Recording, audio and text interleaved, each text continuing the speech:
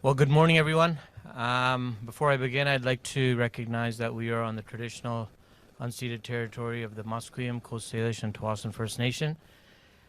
Welcome to Steveston. This is a cornerstone of our community here in Richmond, BC, and we are all gathered here today for an important environmental announcement. You'll hear from a number of our colleagues. I first will introduce my neighbor from Delta here, Carla Qualtrough.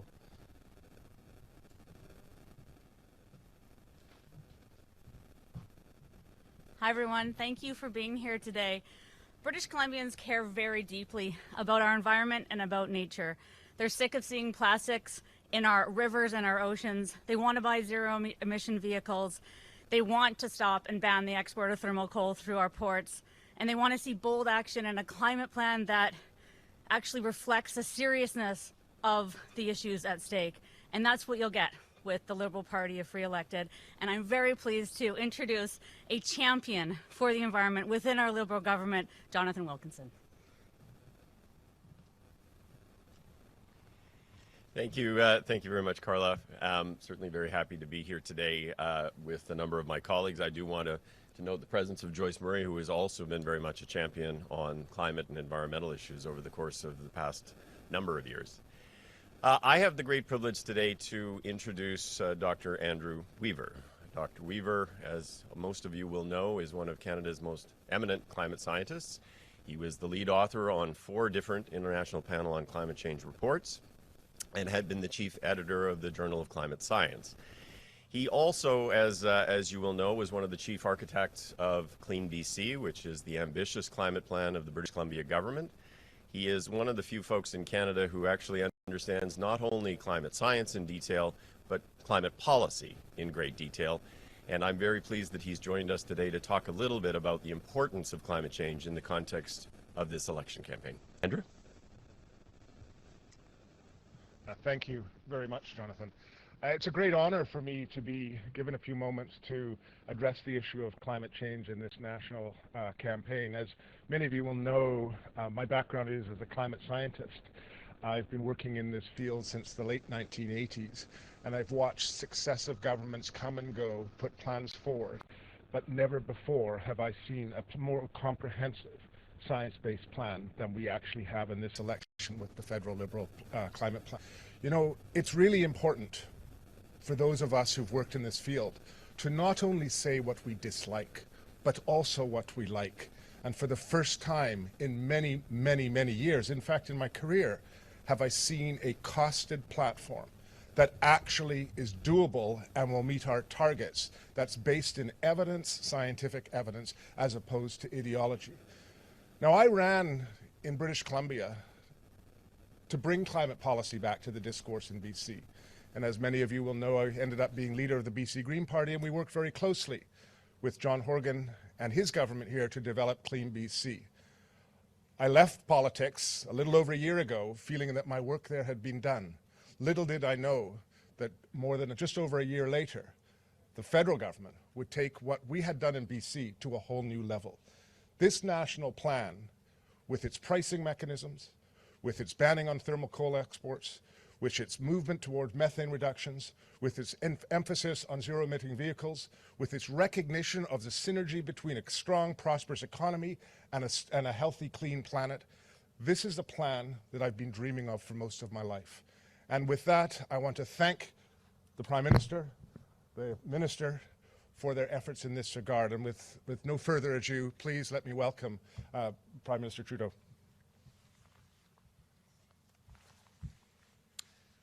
Thank you, Andrew.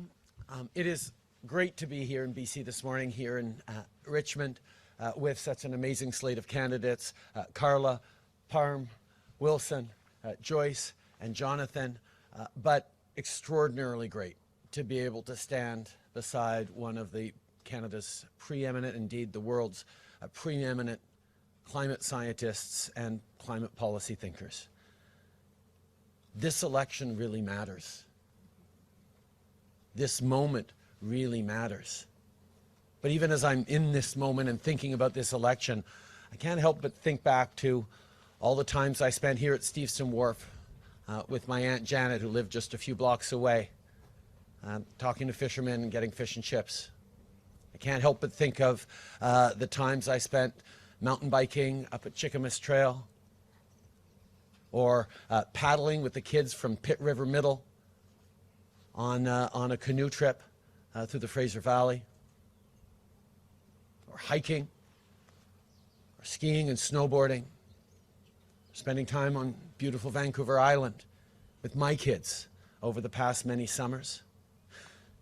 British Columbians get the importance of protecting this extraordinarily rich and diverse environment. We understand how necessary it is to cherish it, to celebrate it, and to do the things necessary to make sure that future generations can both thrive and enjoy everything that we only sometimes take for granted, because it's hard to take for granted this extraordinary place. And that deeply has informed not just my role right now as Prime Minister, but why I got into politics in the first place. When I chose to make the leap into politics, I was busy studying environmental geography at McGill University. I was focused on the things that we need to do. And the thing that is absolutely clear is that science and experts tell us, even with everything Canada has done, even with everything the world is doing, we need to do more. On a fait énormément. On a mis un prix sur la pollution à travers le pays et on s'est battu contre les politiciens conservateurs jusqu'à la Cour suprême qui voulait l'enlever. On a protégé plus de nos terres et de nos océans que n'importe quel gouvernement dans le passé.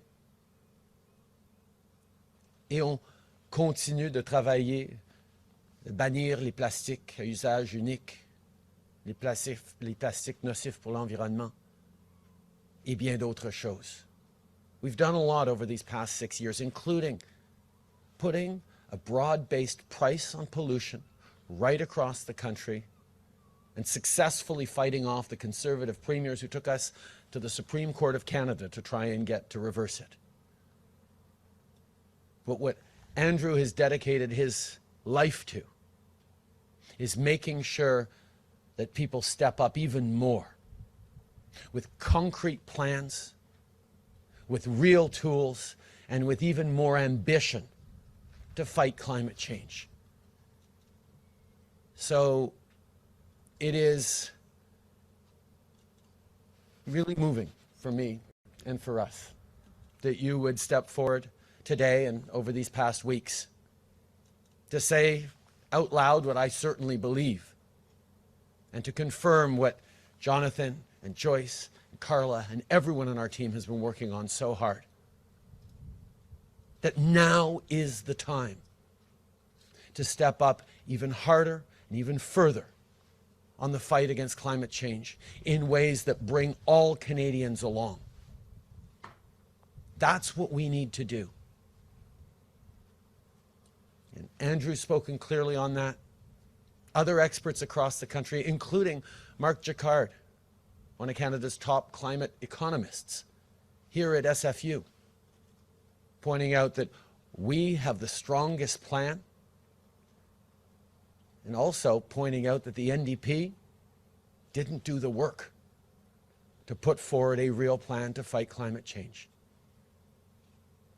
So that's what's at stake in this election. Do we continue and move forward even faster and harder in the fight against climate change? Or do we let Erin O'Toole take us back? Because we know the Conservatives on climate. We lived through 10 years of cities, of provinces, pushing hard to do more on climate change with a federal government that didn't just not do much, but dragged their heels and interfered with other people's ability to do more on fighting climate change.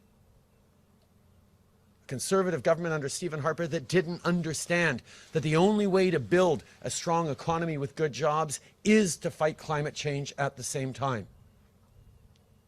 And Mr. O'Toole and this newest version of the Conservative Party, they want to go exactly back to Stephen Harper's targets and Stephen Harper's approaches on the environment.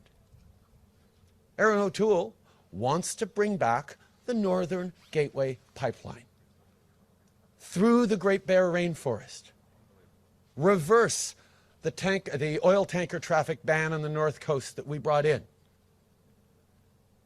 That's the wrong choice for British Columbians. That's the wrong choice for Canadians. Our plan will put a cap on oil and gas sector emissions and reduce them. Our plan will continue to ban single-use plastics. Our plan will build on the fact that we went in 5 years from 1% of our coasts and oceans protected to 14%, on our way to 30%. These are the things we need to do. So despite what Jagmeet Singh and the NDP say, it does make a difference whether or not there's a Conservative or a Liberal government. And unfortunately, the NDP not only is not leading on that choice, but they didn't step up on the fight against climate change. Anyone who knows that climate change is real and that we have to listen to science and experts will have a hard time understanding why the NDP didn't bother to put forward a real plan. And that's part of the choice we have to face right now in this election. Because Mr. O'Toole is laying out a vision of this country that would take us back. Back on the fight against climate change, which would take us back on the economy. Back to a time when assault weapons were legal in our communities. Back to a time where provinces like BC didn't have a clear path towards $10 a day childcare for families and for economic growth. That's not what British Columbians want. That's not what British Columbians need. We need to move forward. And the way to move forward is to be unequivocal on ending this pandemic. And Erin O'Toole can't even lead on vaccines. He can't get his candidates vaccinated. He can't explain why he thinks it's okay for non-fully vaccinated candidates to be going to seniors' homes. He thinks Jason Kenney is the model to follow on fighting COVID. Well, we saw this morning the approach in Alberta hasn't worked for Albertans. Is hurting the Albertan economy and hurting the people who did the right thing in Alberta and did get vaccinated, because they're looking at more lockdowns, more restrictions. And people think that it'd be a good idea to have Erin O'Toole sitting across from Jason Kenney when it comes to finishing this pandemic. That'd be bad, not just for Albertans, but for everyone in the country. Alberta's chief medical officer just pointed out that BC is leading the way with vaccine passports, and young people are getting vaccinated at higher rates here because we've said you don't get back to the things you like to do unless you do your part for the community and get vaccinated. C'est ce dont on a besoin. Du leadership clair sur la vaccination, sur l'économie, sur les garderies, sur les armes à feu, et surtout aujourd'hui, sur l'environnement. Avec un vrai plan, ancré dans la science,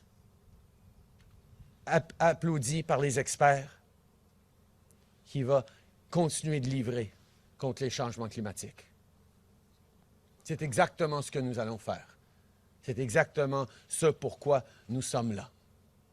I think in my conversations with progressives, not just in this election, but over the years, there's always three things that come forward when I talk to someone who's not sure which way to vote, but they know they care about climate change. Voters who care about climate change try to juggle 3 different things in their choice for who to vote for. First of all, they know they have to stop the Conservatives from getting elected and taking us backwards at a time we need to go even further forward. They know they should be voting for the very best and most ambitious plan to fight climate change. And they know they need to be getting a government that is pushing hard and pushed hard to fight climate change even more and even further. Well, in this election, all 3 of those things are fulfilled by the Liberal Party of Canada. We are the ones that can stop the Conservatives from getting elected and taking us back on climate. We are the ones with the very best plan laid out by experts and scientists across the country and around the world. And we are the ones with a government filled with people who know we need to go harder and faster and even more ambitious on fighting climate change. That's the choice Canadians are facing in this election, and that's why we're going to move forward for everyone. Merci tout le monde.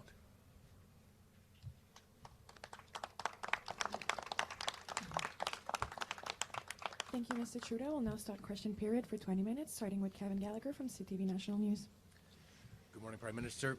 As you heard from your staffer there, we have a time limit, so could you please be brief with your responses?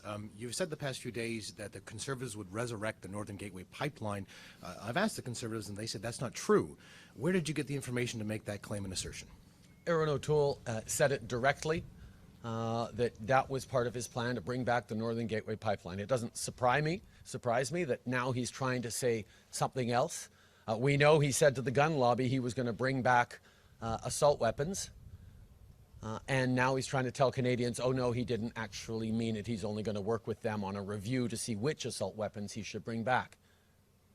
We know he now says he's in favor of public health care, but he told groups of Conservatives that no, he thinks there should be more private for-profit health care.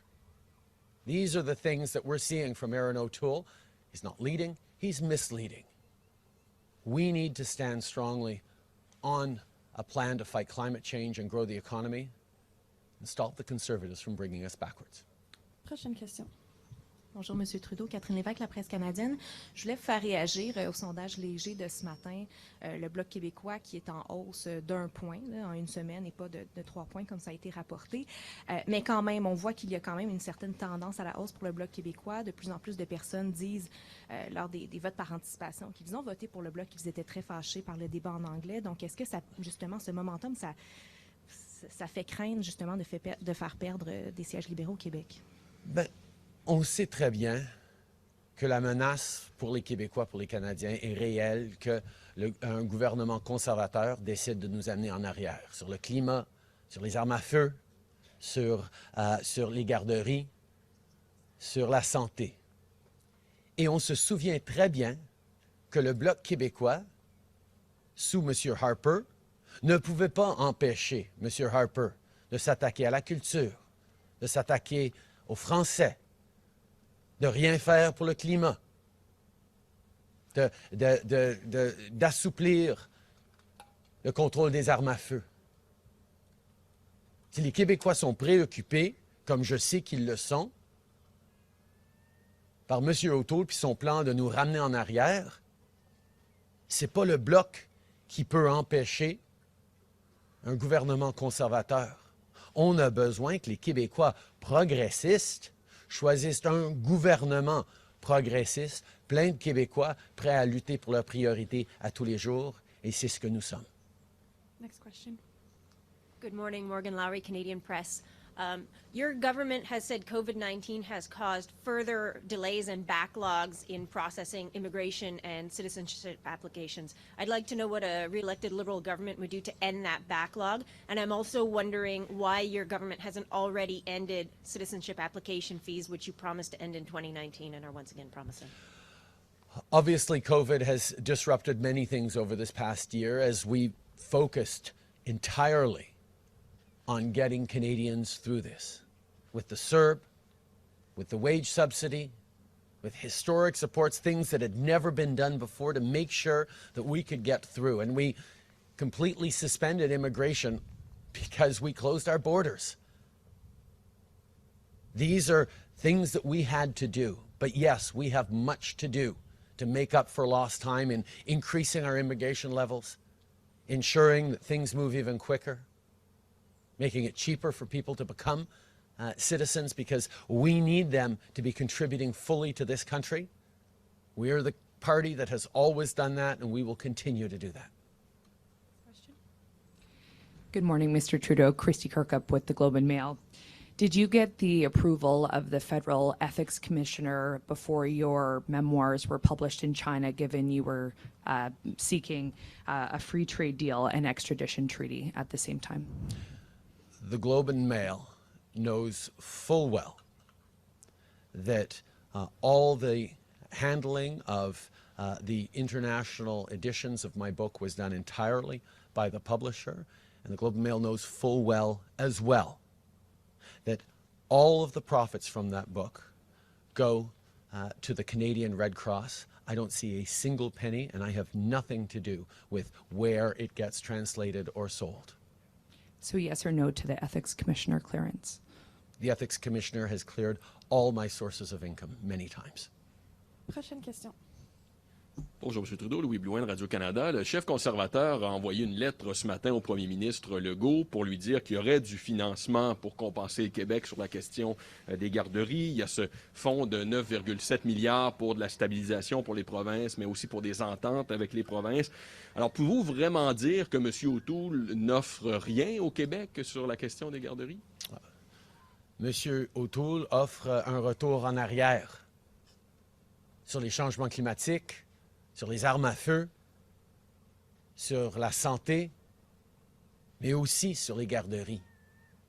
Depuis des semaines et des mois maintenant, il dit qu'il va annuler nos accords sur les garderies. Il ne va pas créer d'espace. Et c'est dans sa plateforme qu'il ne va pas honorer les 6 milliards de dollars que nous envoyons sans condition au Québec pour les familles, avec lesquelles M. Legault a dit qu'il allait créer 37 000 places pour les familles qui ont besoin de places en garderie.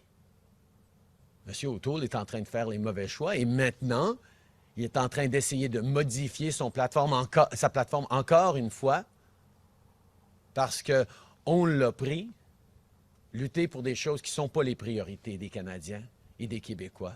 Il n'est pas là pour défendre nos valeurs, il n'est pas là pour lutter pour nos priorités. Le choix pour les Québécois et pour tous les Canadiens est très clair. Next question. Hi, Mr. Trudeau. Ashley Burke, CBC News. You lost your patience yesterday with a demonstrator. How does that show leadership and your ability to unite the country? I think Canadians know that I have pretty thick skin, and I am able to take all sorts of different abuse, especially if it means that someone is not somewhere else hassling frontline health workers or vulnerable Canadians. But he went after my family. He said hateful, misogynistic things about my wife.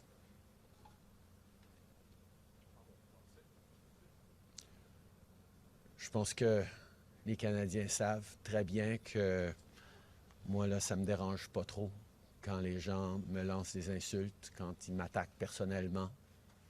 Ça fait partie de ma job. Je préférerais qu'ils viennent m'attaquer que de s'en prendre à des infirmières vulnérables ou des médecins qui vont aider les gens. Mais cet individu-là a attaqué de façon personnelle et dégueulasse ma femme. Next question. Hi, Mr. Trudeau. Tom Perry with CBC. You say you've got thick skin, but you did shout at a protester. You got a little snippy with an interviewer as well. And I'm wondering, are you feeling the pressure of this campaign? Is it getting to you? I think this campaign and this choice that Canadians are going to make is unbelievably important. And for me, the ability to present that choice in as clear a way, but also in as positive a way as possible, is important. Because this matters. The visions being put forward for this country by the various parties are very, very different. Whether it's on how we end with COVID, how we support families, or as we're talking about today, how we fight climate change.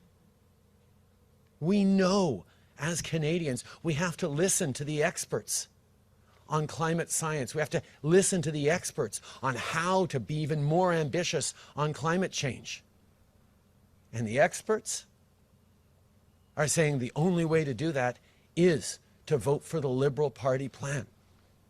That's what I am passionate about putting forward. That's what I'm excited about doing with Canadians, not just in the coming days, but in the coming years. Abigail Beeman, Global News. On August 31st, Mark Garneau said that there were about 1,200 Canadians or people with ties to Canada still in Afghanistan. Yesterday, you told Global News that your government got all Canadians out of Afghanistan. Is that true? I was referring to the diplomatic and consular staff directly. We know there are still many Canadians in Afghanistan, and we worked with our allies to get them out over the air bridge in August. We're working with our allies and partners like the Qataris to get them out on flights from Kabul. And we're even working with neighboring partners like Pakistan to be able to get Canadians out of Afghanistan as well. We will keep working until not only all Canadians are out of Afghanistan, but also Canada welcomes 40,000 Afghan refugees coming not just to build a better life for themselves, but contributing to build a better life for all Canadians. Can you provide any specifics about how many Canadians remain and any specifics about next flight plans? For those next flight plans, which we're working nonstop on, I'm sure our ministers will be able to answer that question, and we'll make sure we follow up with you on those details. Next question. Good morning, Mr. Trudeau. Steve Shear with Reuters. You mentioned Alberta this morning, and Jason Kenney, they're canceling elective surgeries because hospitals are overloaded. Saskatchewan is seeing a spike in cases. They don't even have a mask mandate in Saskatchewan right now, and neither province supports vaccine passports. So my question is, do you have any advice for Premiers Moe and Kenney right now on COVID? And if you were elected, how do you propose to work with them on COVID if they oppose vaccine passports and mandates? This fourth wave is a wave primarily of people who chose not to get vaccinated. In Alberta, in Saskatchewan, millions of people have done the right thing and gotten vaccinated. And we know that bringing in clear mandates like you can't get on a plane or a train without getting vaccinated. If you want to work for the public service, federal public service, you have to be vaccinated. Or working with provinces on things like vaccine certification and passports causes people who were hesitant to choose to finally get vaccinated. And getting vaccinated is the way through this. And I feel bad, really bad, for those people in Alberta and Saskatchewan who've stepped up to do the right thing. Yes, it's a lower number than elsewhere in the country as a proportion, but it's still a majority of Albertans and Saskatchewans who've gotten vaccinated. And because of leadership that will not commit to keeping them safe in the right way, or even protecting the economy the right way, they're facing greater risks because of canceled surgeries. They're facing emergency public health restrictions that may have to be brought in. We are going to make it easier for those provinces to move forward with vaccine certification and encourage people to get vaccinated because we will foot the bill for that. And I don't think any Albertan or Saskatchewanian looking at this election could possibly think that Aaron O'Toole, who can't even get his own candidates to get vaccinated, would do any better for them than their current premiers are sitting across the table from Jason Kenney or Scott Moe. National Post. The Conservative Party has sent flyers into at least one Toronto riding saying that you have made it clear that you intend to impose a home tax. Your anti-flipping tax requires homeowners to live in their home for a year. What's to stop you, if re-elected, just removing that qualification and imposing a home equity tax? Because I have repeatedly said that what the Conservative Party is telling people is a lie. We are going to be there to help people buy a home by cracking down on unfair practices and ensuring that people who are flipping homes don't get the same kinds of fiscal advantages as someone who is selling their home after many years of living in it. Now, the Conservatives can sort of say, oh, you know, what if he changes his mind? We're not going to. Every step of the way, we've been there to fight for the middle class and people working hard to join it. First thing we did was raise taxes on the wealthiest 1% so we could lower them for the middle class. We stepped up with the Canada Child Benefit, which sent more money to the families that need it, hundreds of dollars every month tax-free, and stopped sending child benefit checks that the Conservatives sent to millionaires. We have consistently been there to fight for Canadians, and that's what we're doing, especially on housing. Mr. O'Toole's housing plan is to give $500 million to wealthy landlords to help them sell their buildings. That doesn't get a family into a new home. That doesn't help people save, and it doesn't crack down on predatory practices like blind bidding or aggressive house flipping or foreign investors, which we're all going to be cracking down on. Again, the Conservative Party is engaged in misleading Canadians every step of the way, where we have a plan and the track record to show that we're there to fight for them every step of the way. Prochaine question. M. Trudeau, ce matin, vous avez fait plusieurs appels au vote stratégique pour bloquer les conservateurs. Est-ce que vous vous sentez menacé à ce point pour utiliser cette tactique-là? On sent un petit changement dans le discours. Au contraire, ça fait plusieurs semaines que je déplore que dans cette élection, le NPD a choisi de ne pas montrer de leadership en matière de changement climatique. N'a pas mis de l'avant un plan basé sur la science, et c'est pas juste moi qui le dis, c'est les experts. Comme l'ancien chef du Parti vert, Andrew Weaver, ici en Colombie-Britannique, qui est aussi climatologue renommé. Les experts en économie et changement climatique comme Marc Jacquard ont démontré que nous avons le seul plan concret qui va lutter de façon ambitieuse contre les changements climatiques. Et le NPD, il leur a donné un échec. C'est extrêmement important qu'on soit plus ambitieux dans la lutte contre les changements climatiques. C'est extrêmement important qu'on écoute les experts et les scientifiques dans la lutte contre les changements climatiques. C'est extrêmement important qu'on élise un gouvernement qui va en faire encore plus et pas un gouvernement conservateur qui veut nous ramener aux stratégies et aux cibles de M. Harper. Next question. That comment by the demonstrator yesterday was an offensive, derogatory slur. But as Prime Minister, should you have shown some more restraint? And also, was it appropriate to say in particular that isn't there a hospital that he should go bother? In light of the announcement yesterday, do you regret that, specifically saying that? I signed up for this. My family believes deeply in what I'm doing and put up with an awful lot. But everyone has limits. And I will always be there to try and push back when someone crosses those lines. Next question. Hello. The BC Assembly of First Nations said that they sent out an invite to all three of the main federal party leaders to address the chiefs this week at a two-day meeting, and they say that the lack of response makes them question the leaders' true commitment to reconciliation. So given that your government has made reconciliation such a priority, why didn't you meet with them? I was happy to ensure that we have one of our extraordinary Indigenous candidates going to meet with them to share our commitment to reconciliation. Not only have we demonstrated with real results and real partnerships our commitment to reconciliation over the past years, we've seen a record number, I think around 25 Indigenous candidates across this country step up to be part of this path forward. And Indigenous peoples are facing a really important choice in this election, like all Canadians.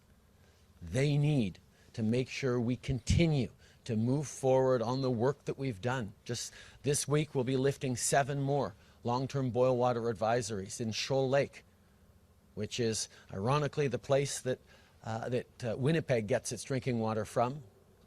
But Indigenous people who've lived on that land for generations and millennia can't drink the water.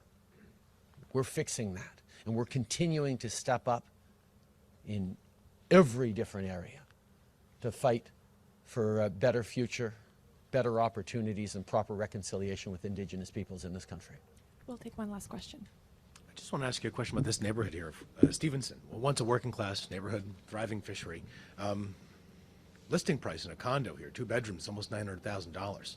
What's your housing plan going to do for someone, you know, being priced out of a neighborhood like this in the lower mainland? Our housing plan is focused on 3 things, because we know there's no one thing that's going to fix this housing crisis. And we have done many things over the past years within our national housing strategy, but we know we need to do more. So the first thing we're going to do is help families, particularly young families, save up more and faster for a down payment. We're going to give them supports worth up to $30,000, including a $40,000 tax-free ability to be able to get to that down payment faster. But we also need to increase supply. That's why we're going to be working with municipalities to accelerate the building and renovation of new homes with $4 billion that'll create 1.4 million new units of housing for Canadians. And at the same time, we're going to crack down on those predatory practices that are causing so much heartache and anguish for people trying to buy their first home or trying to get into the market. We're going to ban those practices like blind bidding. We're going to stop foreign investors from parking their money here in empty units. We're going to make sure that we're supporting people with a home buyer's bill of rights. These are the things that will make a difference here in the Lower Mainland and indeed right across the country. Thank you. This is what concludes today's press conference. Merci tout le monde.